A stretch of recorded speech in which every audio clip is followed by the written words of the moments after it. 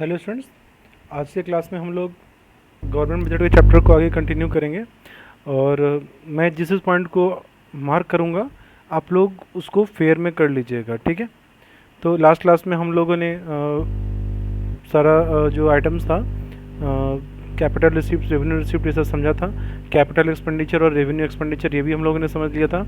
अब जो हमारा टॉपिक आता है दैट इज़ बजट डेफिसिट, ठीक है। तो देखो, डेफिसिट शब्द का मतलब क्या होता है। डेफिसिट वर्ड का मतलब होता है घाटा, नुकसान, ठीक है, या लॉस किसी तरीके का।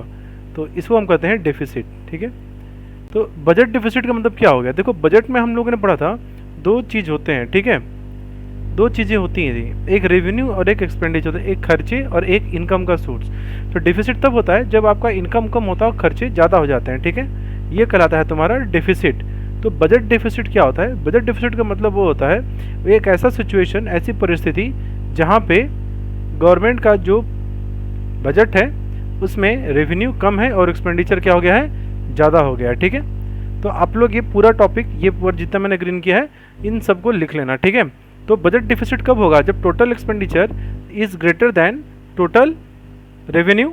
टोटल एक्सपेंडिचर मतलब क्या हो गया, capital expenditure plus revenue expenditure, ठीक है, is greater than total revenue, that is capital revenue plus revenue receipt. इन दोनों को जब जोड़ देंगे तब हो जाएगा हमारा, ठीक है।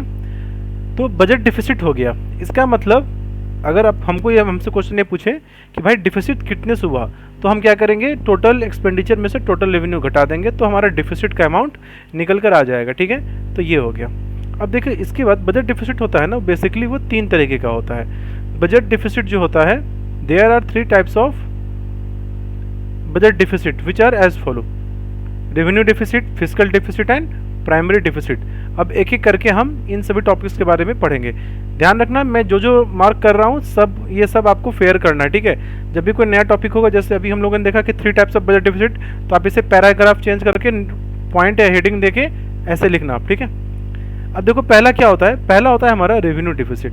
तो देखो, रेवेन्यू डिफिसिट नाम से पता चल रहा है, इसका मतलब क्या हो गया, रेवेन्यू डिफिसिट मतलब रेवेन्यू एक्सपेंडिचर ज़्यादा हो गया रेवेन्यू रिसिप्ट से, ठीक है। इसका मतलब गवर्नमेंट ने रेवेन्यू एक्सपेंडिचर ने ज़्यादा किया।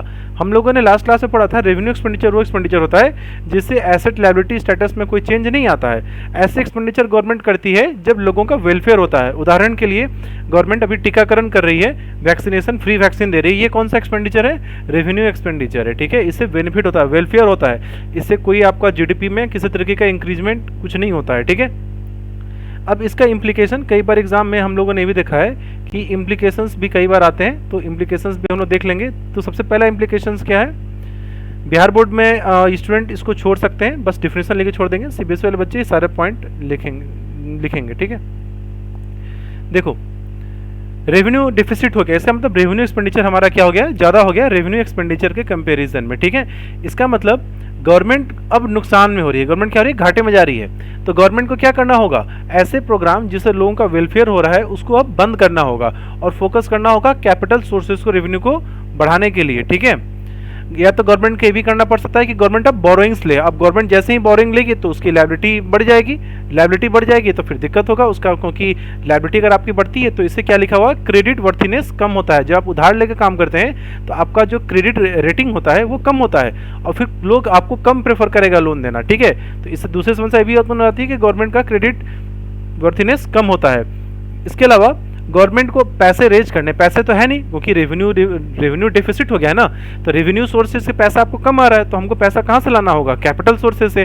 तो कैपिटल सोर्सेज से पैसा लीजिएगा तो या तो आप उधार लीजिएगा या आप डिसइन्वेस्टमेंट करोगे। आपने कहीं पे एसेट अपना इन्वेस्ट किया है, गवर्नमेंट कंपनियां हैं, उनको बेचना पड़ेगा ताकि मुझे पैसा आ सके, तो गवर्नमेंट को डिसइन्वेस्टमेंट करना पड़ जाता है, ठीक है।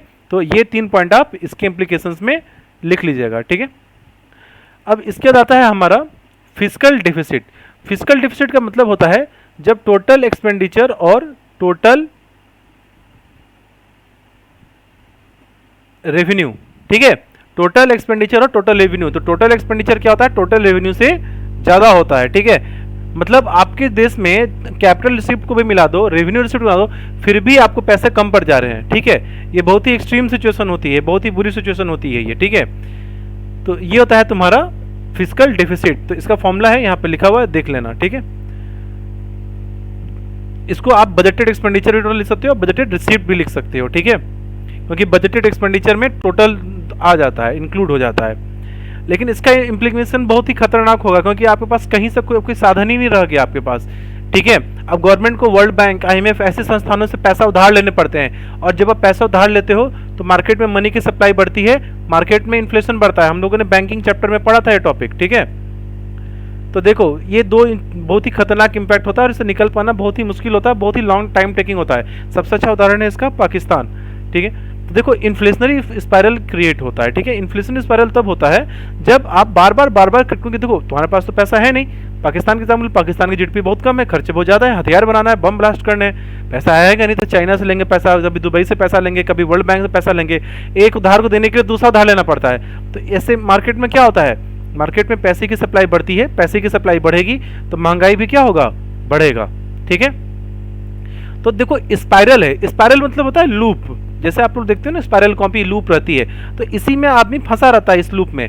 जैसे आप बिल्कुल एक सिचुएशन को इमेजिन करो, एक पर्सन है आपका फ्रेंड है, वो उसने पापा से भी, फ्रेंड घर वालों से खूब पैसा उधार लिए, अब घर वाले भी मना कर दिए पैसे देने से। अब वो दोस्तों से उधार ले रहा है, दोस्तों से इतना उधार लिया कि अब दोस्त भी उधार देने से मना कर दिए।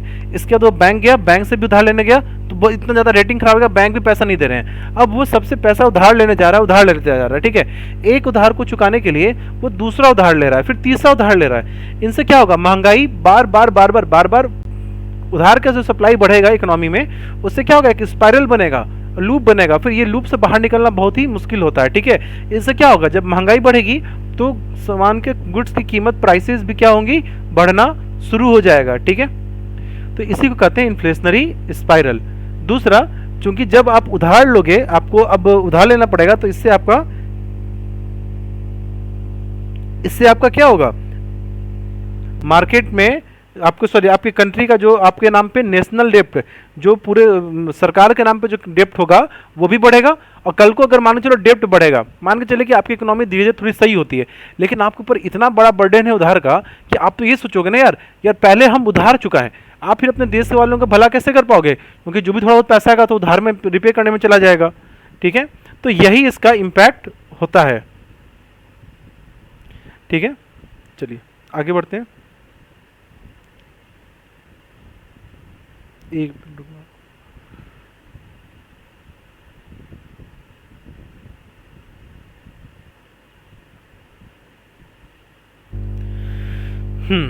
इसका है तीसरा पॉइंट है vicious circle of high fiscal deficit and low GDP growth. देखो इससे क्या होता है ना, deficit, high fiscal deficit, fiscal deficit मतलब होता है वित्तीय घाटा, अभी हम लोगों ने पढ़ा था। तो गवर्नमेंट का डेफिसिट बढ़ते जाएगा, GDP में विकास, आप ग्रोथ नहीं कर पाओगे, क्योंकि सारा पैसा कहाँ चला जा रहा है, उधार चुकाने में चला जा रहा है, ठीक है। थोड़ा भी पैसा आएगा आप उससे उधार में पेमेंट में चले जाओगे, तो आपके इकोनॉमी का ग्रो कैसे होगा, GDP बढ़ेगी कैसे, GDP बिल्कुल नहीं बढ़ पाएगी, ठीक है। इसके बाद है क्राउडिंग आउट। देखो क्राउडिंग आउट VBI है, CBSE में ये 2 मार्क के क्वेश्चन में इसको पूछा हुआ है। तो क्राउडिंग आउट क्या होता है, क्राउडिंग आउट होता है वो सिचुएशन मार्केट में जहां पे गवर्नमेंट ही इतना पैसा उधार लेने लग जाती है, इतना उधार लेने लग जाती है कि मार्केट में आम आदमी, लोगों के पास पैसा बचता ही नहीं है कि वो उधार ले सकें। इससे इकोनॉमी में इन्वेस्टमेंट क्या होता है, कम होना शुरू हो जाता है, ठीक है। 5वां पॉइंट है गवर्नमेंट की क्रेडिबिलिटी। जो सरकार इतना उधार लेती है उसकी रेटिंग तो कम हो जाएगी, रेटिंग कम हो जाएगी फिर तो कोई लोन देगा नहीं, तो आपका जो इज्जत था, जो प्रतिष्ठा है वो क्या होगी, कम हो जाएगी। इसी को कहते हैं इरोजन ऑफ गवर्नमेंट क्रेडिबिलिटी, ठीक है। चलो अब इसके बाद आगे आता है हमारा प्राइमरी डिफिसिट। देखो प्राइमरी डिफिसिट क्या हो गया, प्राइमरी डिफिसिट में आपने कितना उधार लिया, जो भी उधार लिया है, जो भी प्रिंसिपल अमाउंट आपने लिया, उसमें से आपको कितना इंटरेस्ट का पे करना बाकी है, ठीक है। जैसे अभी आपको फिस्कल डिफिसिट हो गया था, घाटा था, उसमें से फिर आपने उधार लिया, लोन लिया कई जगह से, तो आपको उसका ब्याज का पेमेंट करना होगा। तो प्राइमरी डिफिसिट होता है जो फिस्कल डिफिसिट हुआ, उसमें से आपको कितना उधार, कितना बकाया आपके ऊपर में किसका इंटरेस्ट पेमेंट करना है, उसको घटा देते हैं, ठीक है। देखिए यहाँ पे एक लाइन देखना, फिस्कल डिफिसिट जब ये शो करता है कि गवर्नमेंट के पास कितना पैसा उधार है, ठीक है। फिस्कल डिफिसिट में आपको जब ये उधार दिखाता है कि आपके पास कितने पैसे की कमी है और गवर्नमेंट को कितना पैसा बोरोइंग्स में लेना है, तो जब आप बोरो लेंगे तो विथ इंटरेस्ट बताया जाएगा कि देखो मेरा इतना पैसा उधार है, आप लोन लीजिएगा तो लोन का इंटरेस्ट भी आपको साथ साथ पे करना होगा। लेकिन प्राइमरी डिफिसिट सिर्फ हमारा शो करता है एक्सक्लूसिव ऑफ इंटरेस्ट पेमेंट, ये लाइन को भी लिख लेना आप लोग, ठीक है। While fiscal deficit shows borrowing requirement of the government inclusive of interest payment on the past loans, आपने इससे पहले के जो कोई लोन लिया उसका interest payment, primary deficit basically ये शो करता है एक्सक्लूसिव ऑफ इंटरेस्ट पेमेंट, बिना इंटरेस्ट पेमेंट किए सिर्फ आपको कितना प्रिंसिपल मनी आपको रिटर्न करना है, ठीक है। इसका इम्प्लीकेशंस जो भी होता है सिमिलर टू होता है एज आपका जो प्राइमरी डिफिसिट में हम लोगों ने पढ़ा था अभी, सेम एज दिस होता है, ठीक है।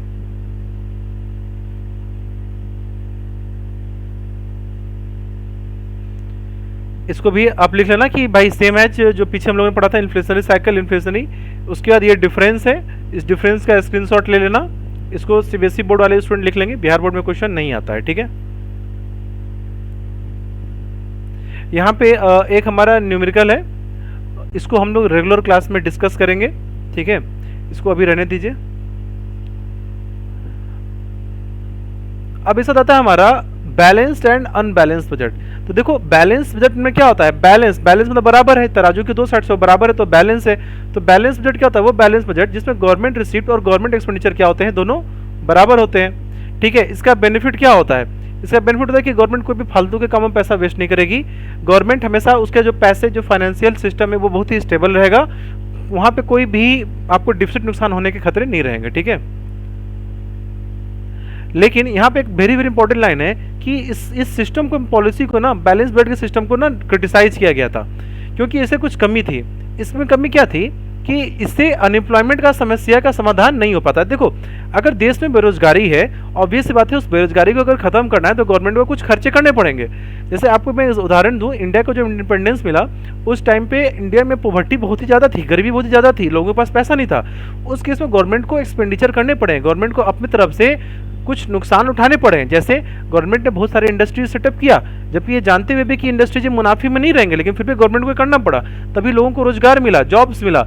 जब जॉब मिला तो गवर्नमेंट, तो फिर लोगों वहाँ काम किए, लोगों को पैसा आया, फिर लोगों को टैक्स के रूप में जमा करने लगे, और इसी तरीके से अनएम्प्लॉयमेंट की प्रॉब्लम को सॉल्व किया गया। क्योंकि अनएम्प्लॉयमेंट है तो उनके लिए आपको कुछ ना कुछ इन्वेस्टमेंट करना पड़ेगा, तो हो सकता है कि वो पैसा का रिटर्न नहीं आया आपको, लेकिन अगर आप बैलेंस बजट बनाएंगे तो फिर आप ये चीज़ तो सॉर्ट नहीं कर सकते हैं, ठीक है।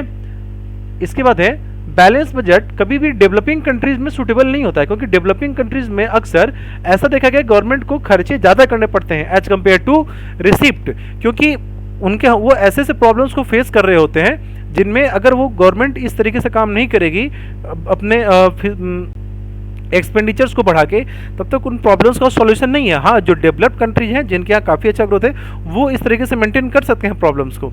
लेकिन अगर आपकी इकोनॉमी डेवलपिंग है, कई बार क्वेश्चन आता है कि एक डेवलपिंग इकोनॉमी होती है वो किस तरीके का बजट बनाती है, तो आंसर होगा डिफिसिट बजट बनाती है, जानबूझकर डिफिसिट बजट बनाएगी, ठीक है।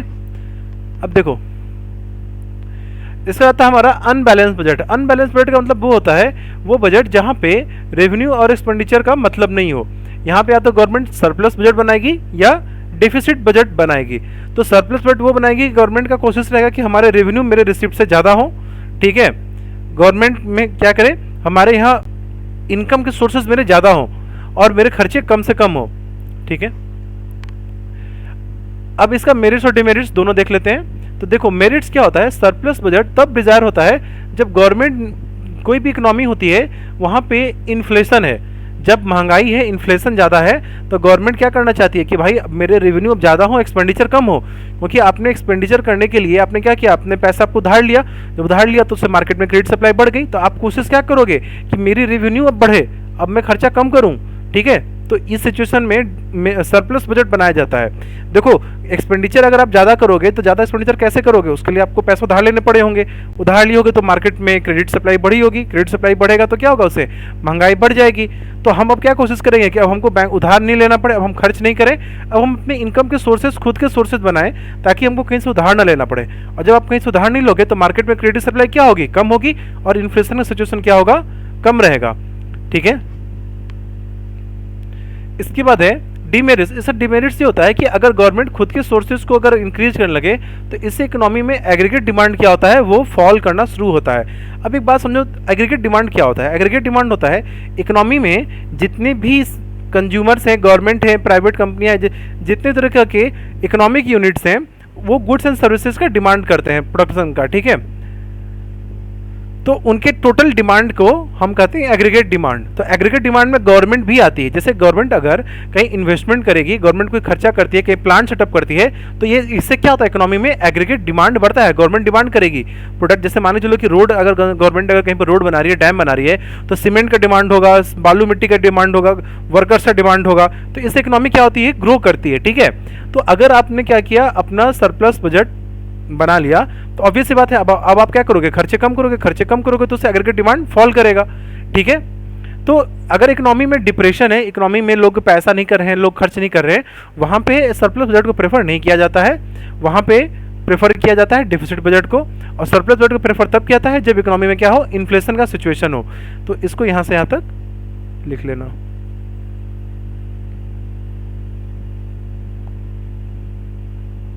अब देखो डेफिसिट बजट क्या होता है। डेफिसिट बजट वो बजट होता है जहां पे गवर्नमेंट के खर्चे ज्यादा है, इनकम कम है।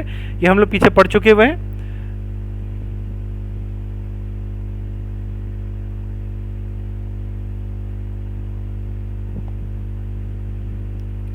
इसका मेरिट और डिमेरिट क्या होता है, देखो अगर इकोनॉमी डेवलपिंग है, क्या है, अगर इकोनॉमी क्या है हमारी डेवलपिंग है, तो डेवलपिंग इकोनॉमी में हम प्रेफर करते हैं डेफिसिट बजट। इस इकोनॉमी में डिमांड बढ़ता है, लोगों को जॉब्स मिलते हैं, अपॉर्चुनिटीज मिलते हैं, ठीक है। यहां पे शायद पॉइंट,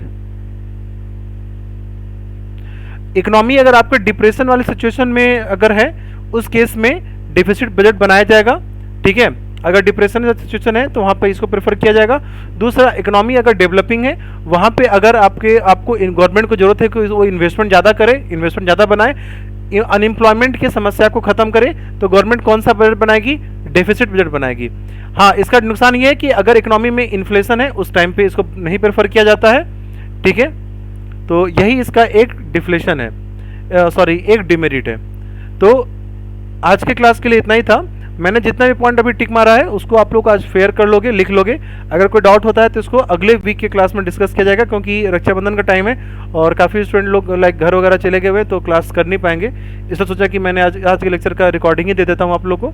अगर कोई भी डाउट होता है तो परसों के क्लास में उसको हम लोग मिल बैठ के डिस्कस कर लेंगे, ठीक है। तो चलो फिर मिलते हैं अगले वीडियो में। Bye bye, take care.